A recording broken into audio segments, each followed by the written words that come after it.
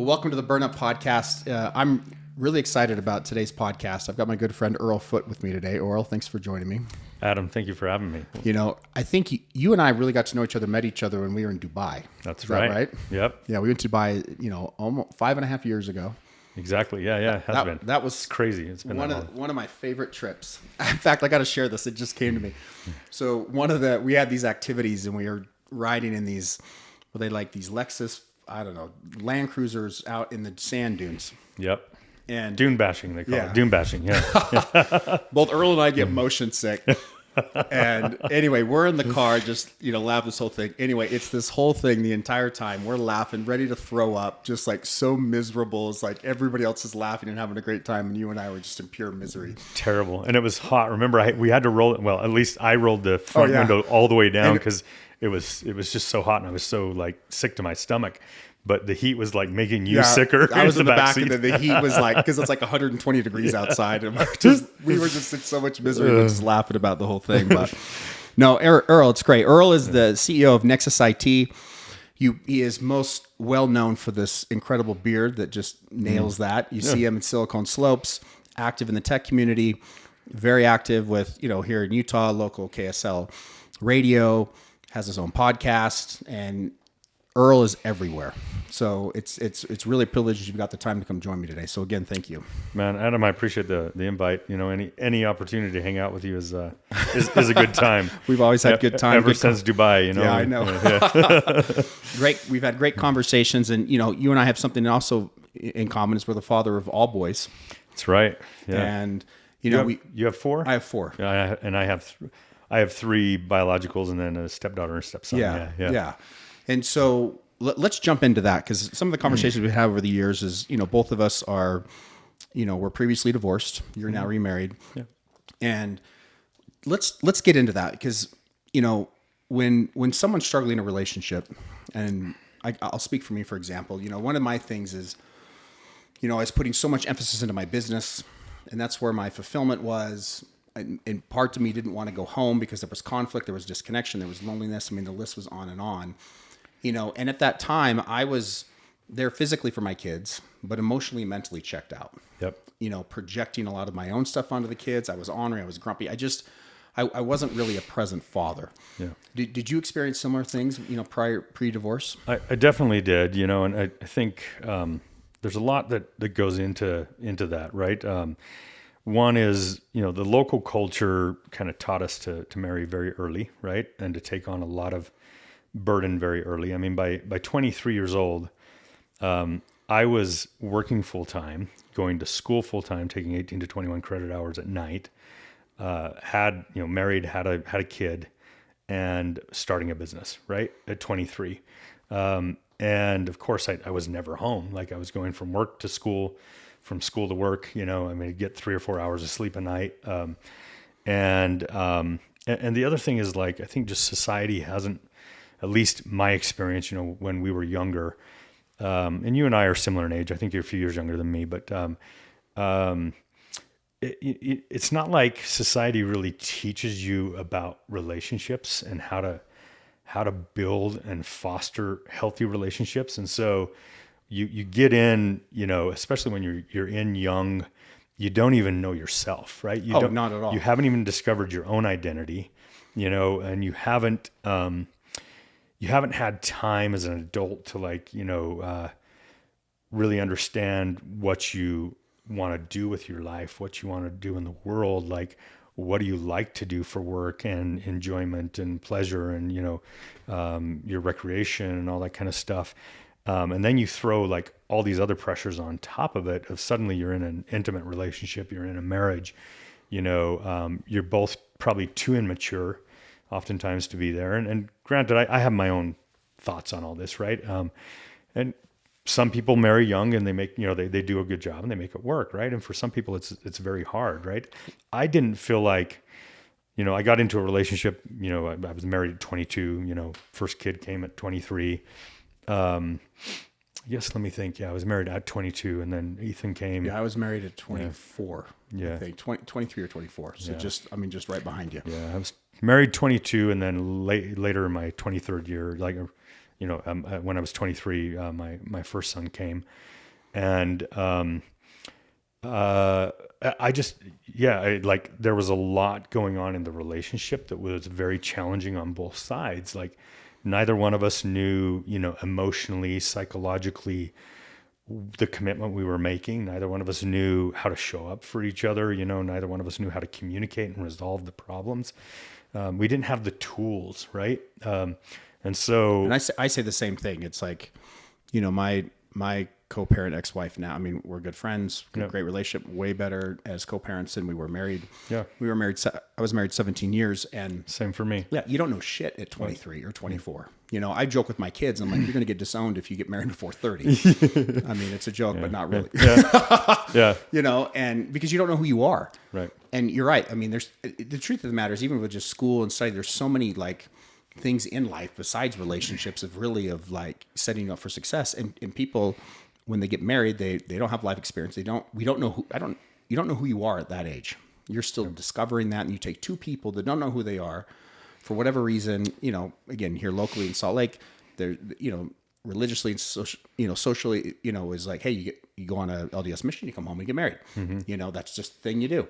And okay, let's do this. And then through time, in my case, it's like we didn't have the tools, and there was this ripple effect that literally built up for 17 years of not knowing how to address things. And at the end, it just became, there was too much. The divide just becomes greater and greater because you're never reconciling and closing the gaps. You're never working on it together. Right. And in fact, to some point, at least in the earlier stages of, my first marriage, it was taboo, like to even admit that you had a problem and that you didn't know how to communicate with each other, or that, you weren't aligned and that you had to work on something together. Like that was like taboo, right? People go to counseling. What are you talking about? Oh, like, yeah. Yeah. And later on, I mean, we tried all that, right? We tried to do the things to fix it, and get on the same page. And ultimately, I was same, 17, it was 19 by the time, divorce finalized, but, 17 years in when we split up. But yeah, it just, I guess part of the way I look at it is that interpersonal, intimate life partner relationship, right? One, it is, I think, the most valuable instrument we have as a mirror in this life to understand ourselves deeper and understand where we need to do work, where we need to work on solving our own insecurities, our own self-doubts, our own trauma or psychological and emotional baggage, right? That one relationship is going to expose those more than anything else in this life, right? I agree 1,000%. Yeah. And honestly, I think that's the intention of the relationship, right? Is, having, these life partner relationships are there for our learning and growth. They're for our enjoyment and, and for exchanging and giving love and all that kind of stuff too. But they're definitely a tool and instrument for growth. And because of that, they're also one of the things that can either, contribute most to your overall well-being, and not that it's your partner's responsibility, because I think you and I think we are absolute believers and proponents in stepping into your own power and taking responsibility and ownership and accountability for yourself, right? And we aren't anybody's victim, right? The things that the way we choose to experience life and interpret it, and the actions and behaviors and the words, are all, they're our choice, right? Including how we choose to interact or interpret the behavior of our life partner, right?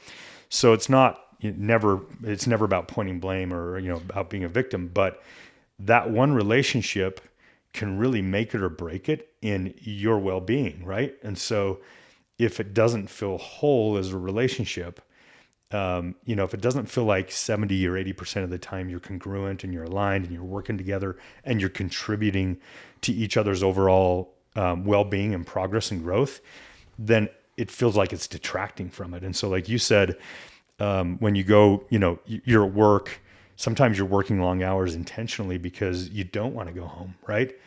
Because it doesn't feel whole. It doesn't feel like home, right? It doesn't feel like a refuge.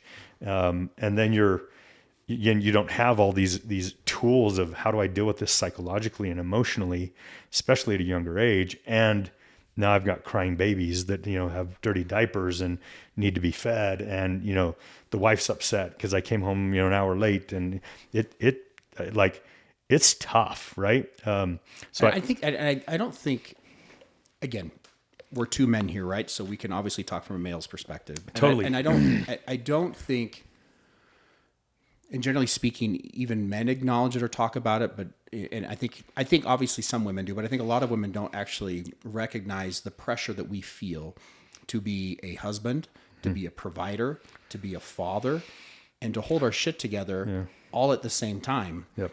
And for many people, and you get to a breaking point. It's just too much. Especially the way we grew up, and again, that is a choice, right? It's an archetype. We're choosing to take the weight of, the family, the business, the employees, the community on our own shoulders. And granted, to an extent, that is our role, right? But it's a choice that we make of how we deal with that load. And it's not, it especially in those younger years. I mean, I've learned over time to understand that load better and to dance the delicate dance with it. I certainly have not perfected it, because I still have those moments where I realize that I'm taking the burden on myself when I don't have to take it all, when, I need to allow other people to take accountability for themselves as well. As I'm listening to you, I'm just going back into those early stages, again, not having the tools, not knowing really anything. You're just kind of jumping in the deep end and like, hey, you're going to figure this out. Yeah. For me, love conquers all, right? Yeah. So what's interesting for me is, I modeled my marriage, if it was doing good or bad, based upon what I saw my parents do. And so, for example, I never saw my parents argue. Yeah. Ever. And and any time my parents had a disagreement, we never saw it. My dad would always take my mom into the other room. We need to go talk, or whatever. Mm-hmm. And it's like, but generally speaking, I never saw it. So I never even saw that. I don't know that I assume my parents had, behind closed doors disagreements and stuff, but I never even saw them say, let's go, talk about something, right? Which is interesting, because my dad, was modeled to me conflict, and like I'm better about handling it now. I lean more into it than try to avoid it. Yeah. But I avoided conflict for most of my life like the plague. So we were married and we're arguing, and all of a sudden something's wrong. It's wrong that we're not aligned. You're either with me or against me. We got to get on the same page. This belief that like you have to see things all the same way. I mean, again, this was, subconscious beliefs here that's the way it is. And so somehow in my relationship, it's quote unquote wrong. Or I had the same belief you did around therapy. It's like, I'm not going to talk about my problem. We don't have problems. We're not that bad. Where I would advocate today, it's like, go to a therapist or a coach before you get married. Like start now, like 100%. Be proactive versus reactive. Because by the time you get there, it's like more often than not, it in many cases, like in our case, it just made it even worse. Yeah. And most of the time, like I would even encourage, younger couples that are starting to get married, like at minimum, go see a therapist every quarter, like a minimum, your whole marriage, like you don't know what you don't know, and you don't have the tools that you don't know that you don't have. Right. And the biggest tool is communication, and how you diffuse conflict and how you work together to close gaps. Right. That's like, if you can learn those tools, and if you truly care about each other, you truly love each other, and you can learn how to close the gaps through adult, mature, communication that isn't offending each other, that isn't attacking each other, that isn't diminishing the self-worth of, one or the other, but you're just, operating out of care and closing gaps. Right. I think people can make, a relationship, work very well. Yeah.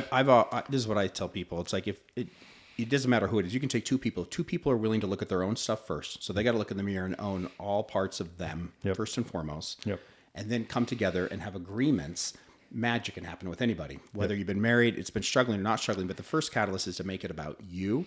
And I think maybe you for the same. And I think I see this with a lot of people, a lot of the men that I work with, when there's discord or conflict or lack of connection, their default is like, well, she does this and she does this. If she'd only change and And I used to do the same thing. It's like, well, she did this different. If she did this different and she did this different. And in actuality, it was I don't know, 10 years ago when I finally went to therapy for the first time.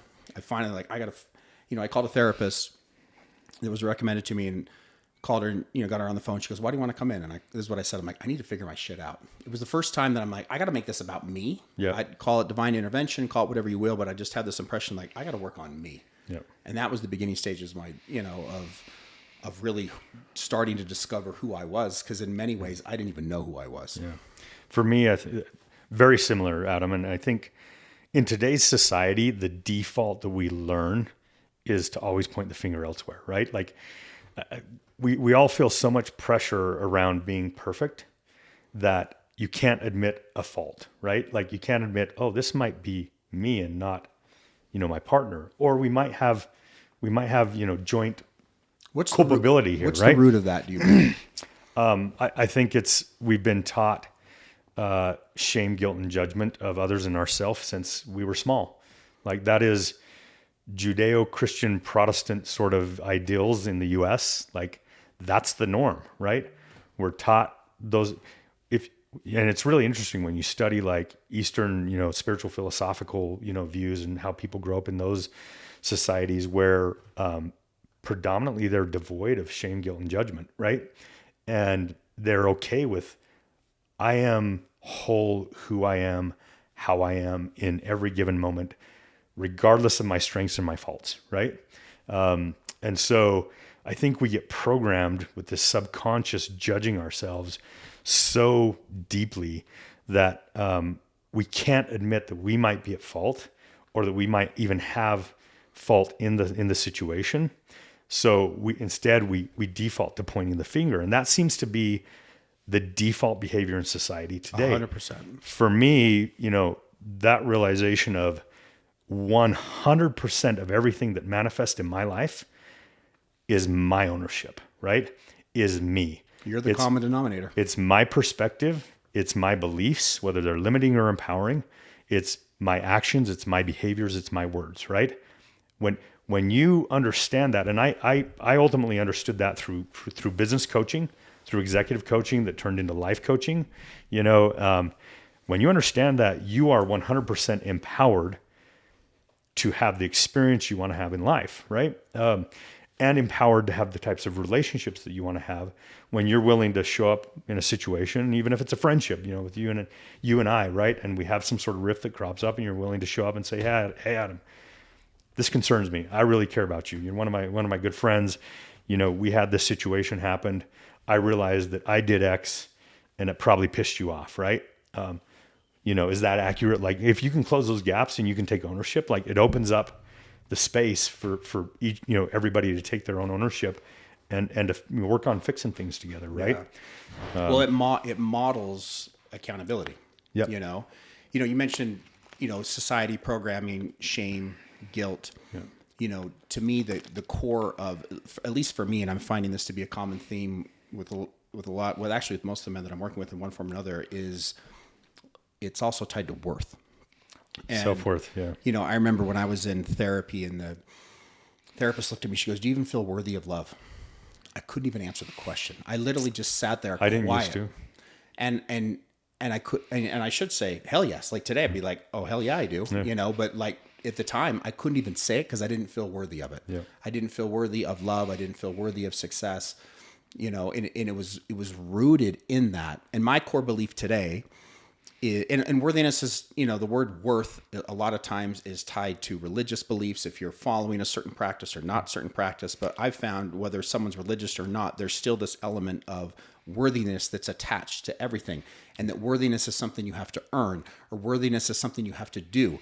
And my core belief, and I will preach it from, the rafters, is that like we, all men and women, everyone on this earth, we are worthy just because of who we are, independent of what we've done, good or bad, any accolades, failures, whatever it is, we are worthy regardless. 100% on board with you, right? Yeah, like that is, and again, whatever your spiritual or religious leanings are, right? In my opinion, we are divinely worth, the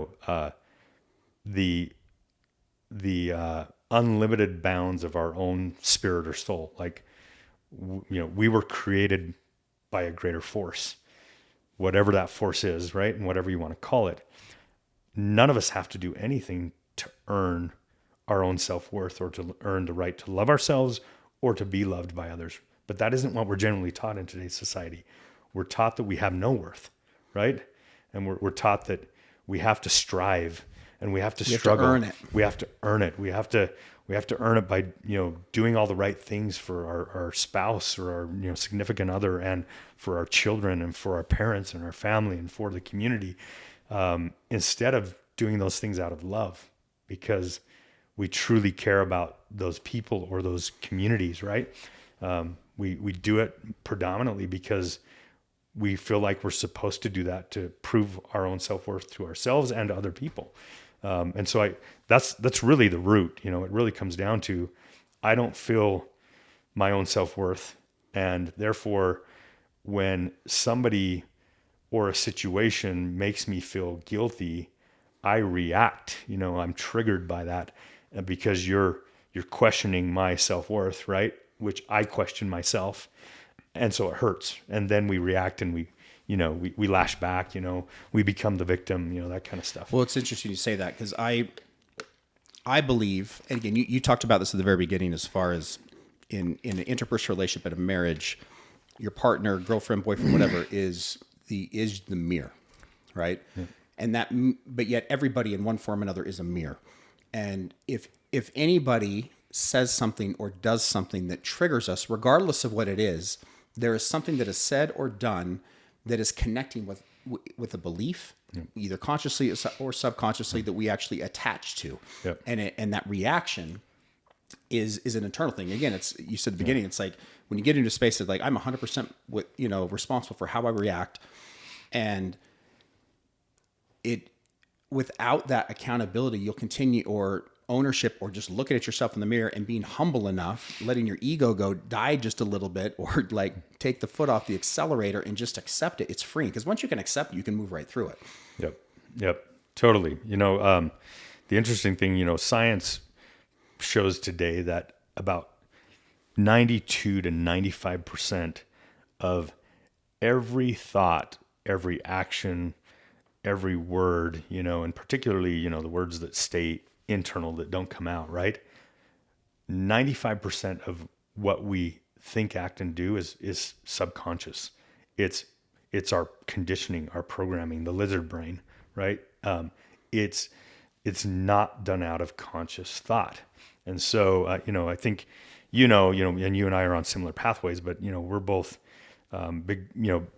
big proponents of the pursuit of consciousness, right?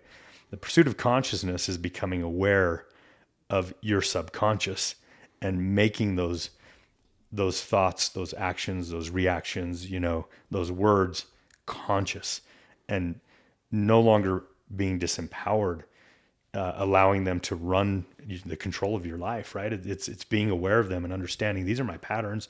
These are the things that come up. This is why I'm triggered, right?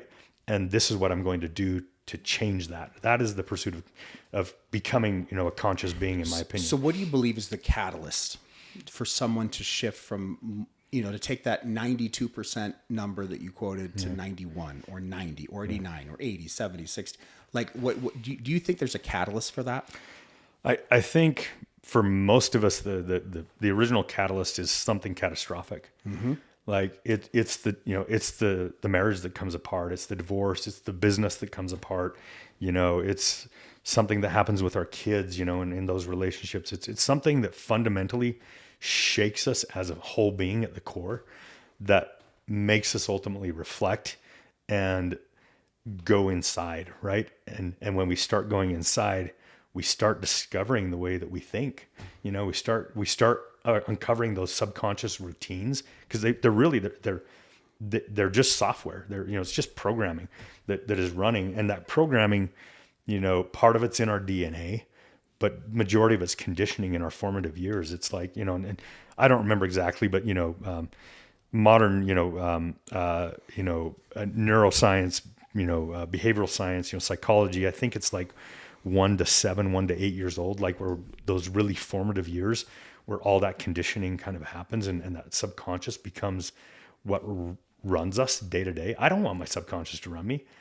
I want to consciously be in control and empowered of who I am, how I think, how I act, how I show up, how I react. Like that's how I create the life that I want to have. Right. And by the way, going back here, one of my personal beliefs is if you're ever triggered, ever, and I'm not saying that I'm not, right?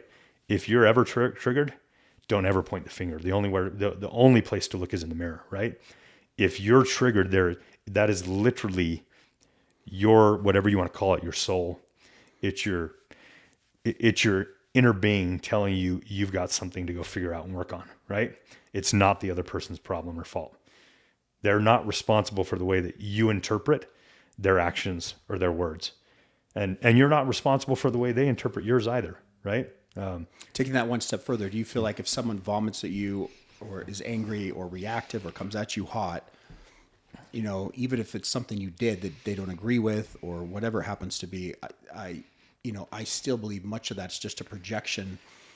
They're projecting onto you whatever they're feeling internally. Predominantly, yes. Yeah. I this week I've been talking a lot about this, like anger, for example. Like anger is a secondary emotion. Yeah. And many times,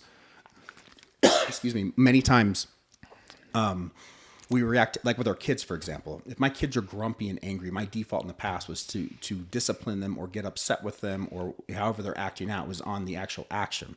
And as I've, grown my own conscious state and my own journeys, which again, I believe the catalyst to be able to step more into that is a major shakeup.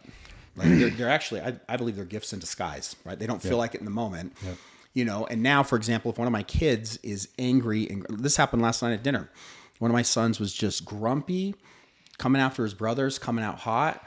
And I knew what it was. He's hungry and he's just projecting, he's just vomiting all over his brothers. And I'm like, dude, eat some food and take it easy versus getting pissed at him for how he's like talking to his, I don't approve of the way he was talking with him, but I also know the source of it. And I think if we as parents, especially, in a relationship and with our parents, if we can, not react to their anger because the reaction then creates a whole nother thing. If we can just hold space for however they're showing up and then start to ask questions and approach it with, rather than judgment, approach it with curiosity. And from a curiosity state, let them get to the point. Yeah. With kids, someone could be bullying them at school. They could be doing bad at school. They missed a phone call. Whatever it is, there's usually the source of it that's getting projected later. And yet we as parents and in relationships, we just react to what's being coming at us. And I've learned the hard way that doesn't work. See, that's good parenting. Those are the tools that I wish. And granted, I think we're evolving, as human beings. We're becoming more emotionally intelligent, we're becoming more conscious over time. I believe we're making progress, right? Like, in some ways I see society and I think we're devolving, but overall I see the human race understanding itself better, right? And so I do see us becoming more conscious as parents over time. And I think every generation, the more that we can teach our kids those kinds of tools when they're younger, teach them to, hey, if I'm, if emotionally, what somebody says or does bothers me, I should be curious about that, right? Why am I bothered? Because that's attached to something, right? It's attached to some figment of ego or to some feeling, some emotion, some pain, some trauma, right? And so the more we can teach them to be curious, at a younger age, which kudos, as a single dad too, which I know is, not easy. And you've done it, what, a decade now? Almost 8 years. Yeah. Yeah. And my relationship with my boys has literally transformed. I mean, it is not even close to the same way it was, but it took a lot of work. It took radical accountability. Yeah. It took, humbling myself to be like, okay, I'm the dad. Yep. This isn't working. It's creating angst inside of me and I want a stronger connection. So what do I need to do or shift? And I parent so different than I did when I was married. Like night and day. It's like I'm a completely different person, and I believe because I've shifted, it's shifted our relationships with my kids, just the way we all move through the world. And there's times that I check my kids, but at the same time, I give them permission I give them permission to be a complete mess if they need to be. Yeah. And, I had this incredible experience. This is, 3 years ago. I came home and one of my son's friends are out in the front yard, and they're like, "Oh, Dominic and Cole just got in a fist fight." My one son had run down the street. I walk down, there's a hole in the wall, and I'm just like, "Whoo!" And of course, I want to get pissed about the hole. Yeah. And so, rather than react to that, I took both of them independent of one another and just started asking questions, and gave them space. Anger.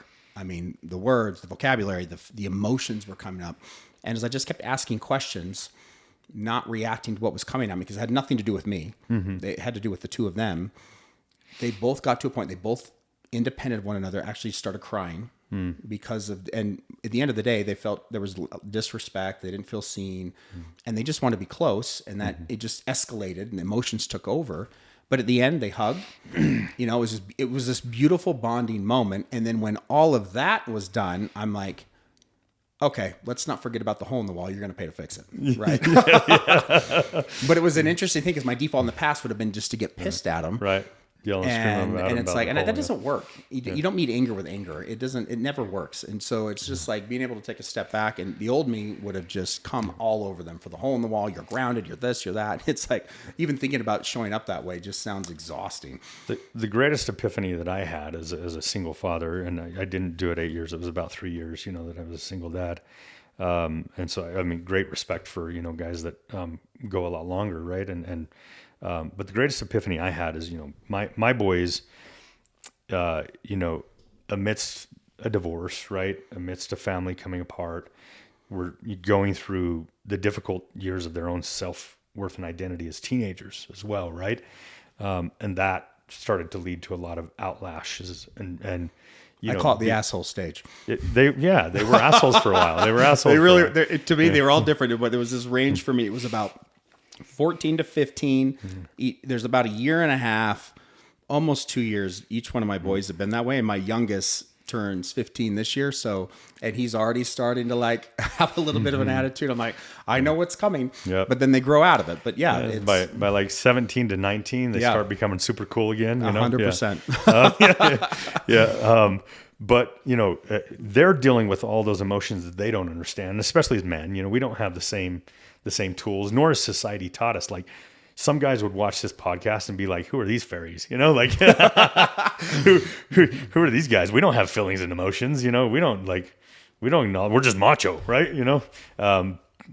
Which okay, whatever. But I think that's what we're part of the process here of us becoming more emotionally intelligent and evolving and becoming better men. Honestly, like I believe that better warriors, right? Better kings, better leaders.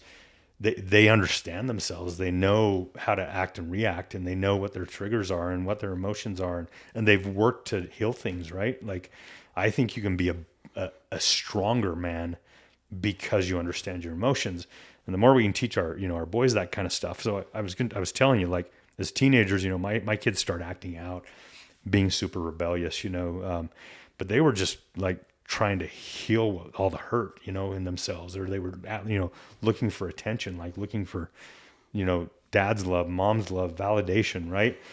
Because they're feel mixed. Torn. Whose side am I on? It's I've seen horrific tornado of emotions. And I've seen devastation from people that have gone through divorce as it relates to their kids, and the wife bad mouthing the dad, and dad bad mouthing, just ugly stuff. And I'm grateful that my relationship with my kids strengthened, that we're all kind of in a very, very good space. And I learned very early. I had a lot of people in my life at the time that had gone through divorce, so I had people in my life that I could lean on, like. And one of the things that I saw that didn't work was really bad mouthing your ex or bad mouthing their mom. And there was one time that I did it. I was pissed, and I started Unleash, and my oldest son checked my ass, and I'm so grateful for that. And I'm like, I was into it, and I'm like, fine. I'm like, okay, noted. Thank you very much. Like, I'm not going to do that because they're just as much as part of her as they are of me. And depending upon the age and their maturity, and the reality is, if you love your kids, you want them to have a great relationship 100%. With that other parent. You want them to have a functional, healthy relationship with that other parent. So like when my ex-wife and I separated, I made a commitment to myself. I will not disparage her, in front of my boys, nor, publicly. I'm not going to disparage her, right? I believe I kept that promise to, for the most part. I mean, there may be a few times in frustration where I let a few things fly, but I was pretty careful about that. Like, and I wanted my boys to respect their mom, to have a high concept of her, to have a good relationship with her. And they do today. Like, they have a good relationship with her. They have a good relationship with me.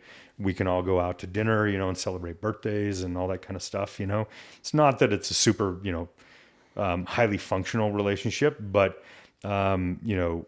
But you can be in the same room. We can be in the same room. Which there's a lot of people that can't. Yeah, that's true. Yeah, a lot of people can't be. I mean, I know people for 20 years, 30 plus years, they still can't be in the same room with their ex, and that blows my mind. Yep. Yeah. There's a lot of healing that needs to happen there. And again, what we talked about at the very beginning, it's like, it's so easy because we have a story and we want to validate our story, and so frankly, it's easy to be that way. Yeah. And what I've learned too is it is the easy road. Yeah, it is. And what I've learned too, I mean, it is on the surface, but at the end of the day, it's like, if someone's bringing up angst and anxiety or ill feelings, it's like that. It's not I can project those either spoken or have them internally, but I'm just creating more pain for me. Like, I'm creating all this anxiety and this angst that frankly doesn't need to be there. And so, and again, when it first happens, whatever it is, I mean, there's anger, there's frustration, but it's what I've learned and it moved through quickly. It's like, I'm just hurting me. Yep. And understanding that I truly believe that people try to do the best that they can, and based off their own programming, their upbringing, their own traumas, all these things, it's just getting projected into this. And when you can connect with people in their heart and try not to be so caught up in the actions or the words versus, okay, what's the root of it? I've got a client right now that's going through a divorce, and it just the anger, and he is so pissed. And as we talk through this, and I keep reminding him, I'm like, at the end of the day, I agree with you. How she's showing up wouldn't be okay with me either. All the bad mouth, all the things that are happening, but understand, like, underneath all of that, she is scared to death. Yep. Her whole world's getting taken apart. Everything that she thought's not there. So it's like, it's acting out of fear. Yeah, it's acting out of fear, and it's getting projected in anger. But just, if you can just connect and understand this is the mother of your child, and just meet her in her heart space, as painful as it is, but understand that it's like, it's really not even about you. Yeah. It's about her fear, and she's scared. And so just honor that, and like, don't react to it. You obviously have boundaries, but divorce nevertheless, is tough for everybody. I wouldn't wish it on my worst enemy. Yeah. It's tough for the kids. It's tough for the two parents, right? It's tough for their families. It's tough for the friends. Like, just coming back to I think the greatest epiphany I had as a single dad was when I decided to stop trying to force my opinions and will on my boys, and I decided to become their coach. Like, sat down and just said, "Hey, look, I'm not going to be emotionally involved in your decisions anymore, in your actions and your words. You can choose those, and we're going to sit down together, and we're going to have some ground rules, some basic house rules. We're going to make them together, and therefore I'm your accountability partner, and I'm allowed to hold you accountable to the rules that you've made. But outside of that, from this point forward, count on me not being emotionally involved in what you say or do. But I will be your coach, right? And so I'll sit down in a safe space, non-judgmental with you. We can talk about the consequences of actions and decisions. We can talk about, life choices and what's wiser, what lends to a better, more constructive path for you. We can talk about the vibrational level of your thoughts and decisions, your actions, and how those come into play for you in your life, and how they give you greater sense of meaning, fulfillment, and or ease. Because the reality is, when you take 100% ownership of your own life and you make stronger, better choices, life gets better. Life gets easier, right? The more subconscious your life is, the harder life is, in my opinion. Like, yeah. And again, no one wants catastrophe, divorce, the things that are really major catalysts for that.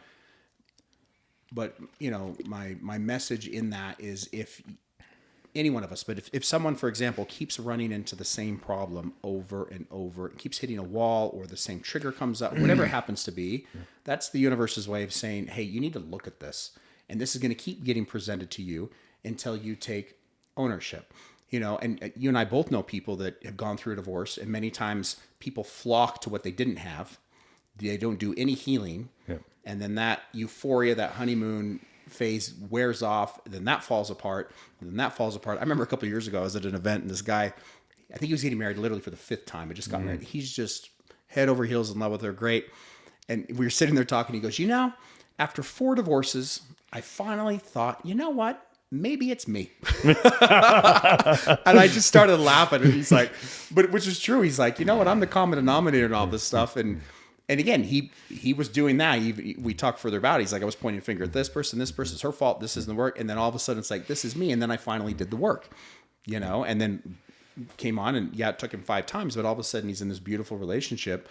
But again, the universe will present us with things over and over and over, and they're gifts in disguise. Yep. But which we have free will to choose. Until you learn mastery. Yep. Over the matter, it'll be presented to you over and over again, right? And the number one place where it's going to be presented to you is in that intimate relationship. Like, whatever your beliefs are, like, you attract the same sort of vibration, that you put out there, right? You attract and the same sort of functionality or dysfunctionality, right? So you can count on, like, if you're not working on being whole as an individual, if you're not working on being, healthy, emotionally, mentally, psychologically, physically, you can count on the same lack of, wholeness that you have is what you're going to bring into your circle. And ultimately that intimate relationship again and again is going to be the mirror. Again and again, it's life's tool. It's the universe's tool to say, hey, Adam, you haven't mastered this yet. You still got this problem, right? And it'll keep coming up over and over and over again until you go, oh, it's me. It's not her. It's not him, right? It's me. So what do I got to do? How do I got to figure this out? What do I got to do to fix it, right? What's within me that I have to fix? Your business has thrived here. You've got relationships with a lot of companies. You deal with a lot of business executives. You deal with a lot of, male business leaders. And this whole concept, really kind of this general themes we're talking about around accountability and how we move through the world. Like how often, again, I think one of the reasons you and I have connected so well from the beginning is because we'd started our healing journeys, right? So we're open, we're vulnerable, we're talking about all the things, and like with no shame or guilt. We were both in this process. Yeah, and still are, know. And when you look at that, what I've found is the deeper I go into my own self-discovery, healing, having my own confidence, and just leaning more into my own authenticity and just accepting all parts of me, the more that I notice that the most of the people, specifically men, don't. Yep. One of the things is I used to wear a mask, and maybe to some degree I still do a little bit, but like I had, we'll say, a closet full of different masks, and my old MO was to show up with this mask for this person and this mask for this person and this mask because I'm trying to placate this person. I want to be seen. I want to be appreciated, because so much of my worth was tied to other people, and then for me, going through a very horrific experience of losing my company and the pain of all of that and stories, and this, it was the universe's way of saying, you're going to learn that it doesn't matter what other people think of you. What matters the most is what you think of yourself. Mm-hmm. So looking back on that and how I am today, it's like, we're going to get judged no matter what, and so why try to pretend to be somebody else I'm not, versus let me just be me. And if you're meant to be in my life, we'll be together. And if not, that's okay. It's just the detachment from that. And I'm curious, in your world, I mean, you work with a lot of people, you interact with a lot of people. Do you notice the disconnect between, whether it be accountability, whether it be how most people are really moving through the world unconsciously, and you can see the mask that they're wearing per se? Yeah, absolutely. I think if I remember right, the book Mastery of Self by, I can't remember if it's Don Miguel Ruiz, the father or the son, it's the Junior. Son, I think, that wrote that one. Yeah. There's a whole chapter on masks, right? And how you can consciously wear masks, but we so often subconsciously wear masks. And I think I see all the time, and not that, again, I'm probably, who knows, 85%, subconscious programming still, right? Like, Hey, you've gone from 91 to 85. even You're though, making yeah, progress. this Or 92 from 85. 12-year journey of, understanding my, my subconscious programming and my ego and working with it, and, working with different practitioners and therapists and, my own spiritual practices and, stuff to try to, bring that forth, right? And understand it and, become a more conscious being, on a day-to-day basis. I still recognize, like, I have tons of wetware that runs me, right? I think oftentimes as leaders in business, we, especially if we begin to be exposed to leadership development, to coaching, we start to get glimpses into, concepts and principles and ideas that stretch our mind and our understanding of ourselves, right? Because being a really good leader, takes a lot of work, and that's still very much a work in progress for me, right? Like, knowing how to show up in an authentic way in an organization where people trust you, they know you have their back and they have your back. It's not an easy pursuit, and for very few people is that a very inherent capability, right? So for most of us, it's a learned skill, and you like I said, my story started there with leadership development, leadership coaching, executive coaching, that started making me realize, where I had my own trip ups, in the way that I was showing up in business, in leadership. And then it started making me more curious about my personal life, right? And where, those challenges were showing up in me as a father, me as a husband, me as a son, me as a brother, right? Or other personal roles as a friend, those types of things. And so I'm fascinated by this stuff, by the way, just, the study of behavioral science, and psychology and just human behavior in and of itself. I find it really fascinating. I geek out on it. Me too. I'll listen to books and podcasts and just, I really enjoy it, And wouldn't you say too, if you were to ask anybody, I'm sure, I would love to be more conscious. I'd love to grow. I'd love to be a better version of myself. Yeah. And depending upon where, we're all in different stages of life and different, pathways or timelines, whatever you want to call it. And yet, choosing to have that, I mean, again, it's the catalyst of something sometimes catastrophic, or many times it's this belief or this story that we've had about ourselves or about others, that when you start to go down that rabbit hole, whatever the modality is, yep. Business coaching, therapy, for some people it's plant medicine. I mean, there's a number of different modalities. It's going to bring up, like, it'll throw you.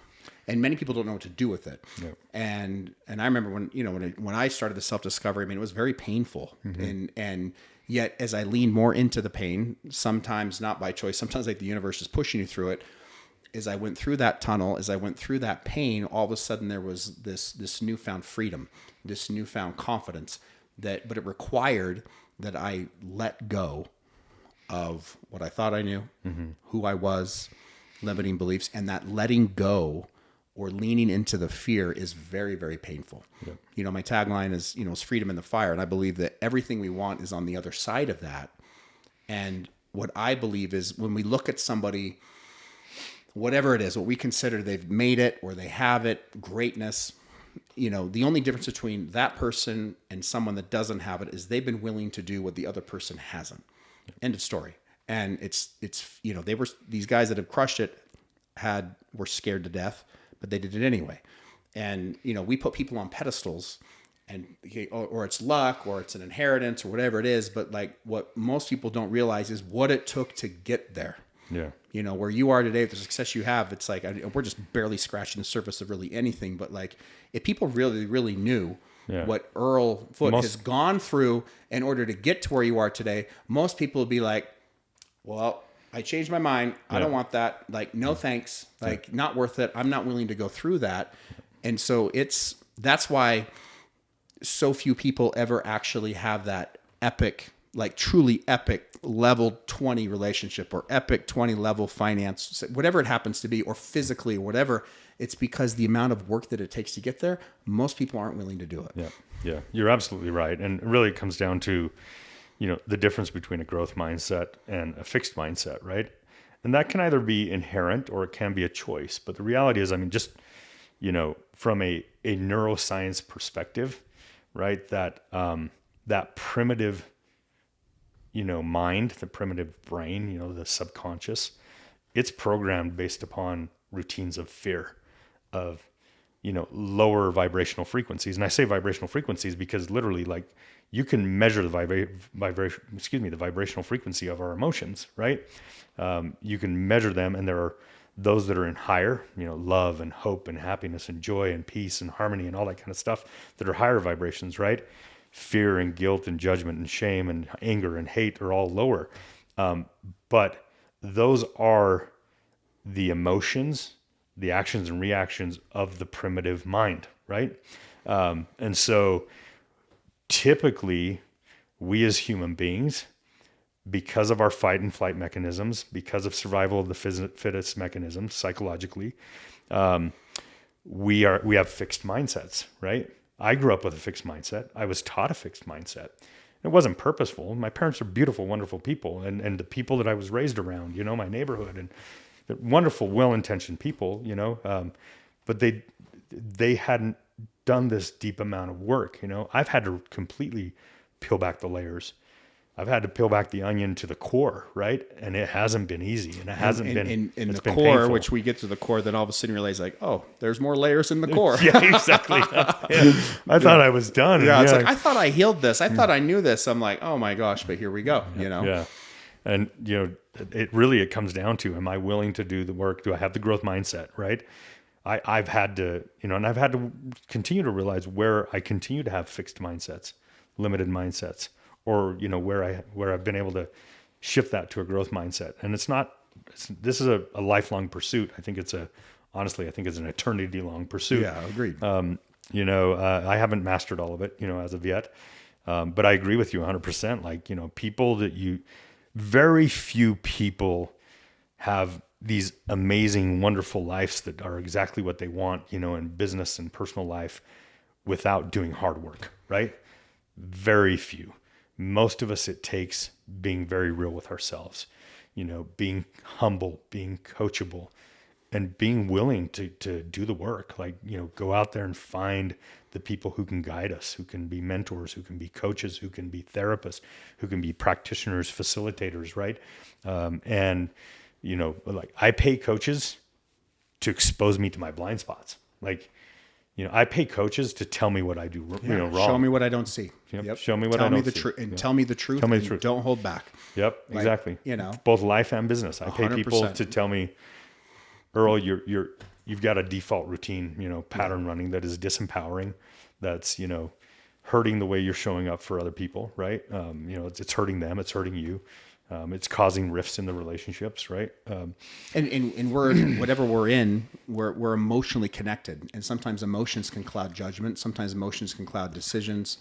And when you have got somebody, this is the role I play too with the men that I work with. It's like, I am emotionally detached. I can just see it for what it is. Yeah. Just like, and so it's like, again, the delivery matters in how you present it, but it's like, if you're working with somebody that you trust and that can reflect that has your best interest in mind, and point those things out, it's like, and then you have the aha, and I'm a big believer too. When, I don't know about you, but like when someone's saying you should do this or you need to do this, like my natural default is like, nope, see you later. I'm not interested.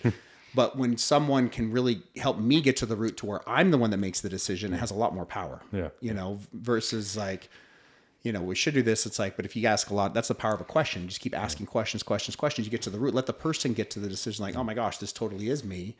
Which we already know that from the outside. I'm a firm believer that's the right way to guide, and or coach. Like, I'm a firm believer that we all, our own truth and our own path is within ourselves, and no one truth or one path is the same, right? And so, if somebody's being prescriptive to you, they're just projecting, right? For me, like really good coaches, really good guides, really good, mentors, or people who learn to ask really good questions so that you can find your own truth, your own authenticity. and then, you can embody it and live it. Yeah. Yeah. So, Earl, where can our listeners learn more about what you're doing? I mean, you're everywhere in the business world. Like, can people follow you on social? Like, what are your social handles? Yeah, for sure. On LinkedIn, just look up Earl Foote, CEO of Nexus IT. On Instagram, I'm Bass Slappin' CEO. Or Bass Earl player. Foote. Yeah, I'm a bass player and And we'll put all the links in the show notes too, yeah. so people can find you. tech exec rock band, that I play in with a bunch of cool guys. There's a profile, public profile on Facebook too. I don't use it a lot. And to plug your business here, tell me your target, let our listeners know of like what you do specifically. Yeah. Yeah. The 30-second elevator pitch, Nexus IT, a 27-year-old IT and cybersecurity outsourcing firm. So we either, on a fully outsourced basis or augmented basis, we outsource IT teams, functions, capabilities, and tech, IT and or cyber for upper SMB to lower mid-market businesses, predominantly in regulated spaces, healthcare, finance, professional services, manufacturing, stuff like that. And they crush it. It has an incredible team. We do have an met awesome team. Many of your people, many on your team, and just like great reputation and incredible service. And thank you. Yeah, and it's going to be exciting where Nexus IT goes here over the last few years, because the growth you've had over the last several years has been, exponential. It has been exponential. We've got some big plans in store. Exciting. So, Earl, brother, thanks, as man. always, it's been such a great conversation. I appreciate your openness, your vulnerability, and just the way you see the world, because you and I see that I mean, literally, it's almost like you're a mirror to me. It's like, we see things the same way, and it's okay that we don't, but it's refreshing when we can have conversations, we can have relationships that with people that are growth minded, growth oriented, willing to look at their shit, take radical accountability, and also be in a space that we can help others do the same thing. Yep, 100%. It's been a pleasure. All right, brother. Appreciate you, man. Thanks, Earl. Thank you for being on the Burn Up Podcast. We'll see you next week.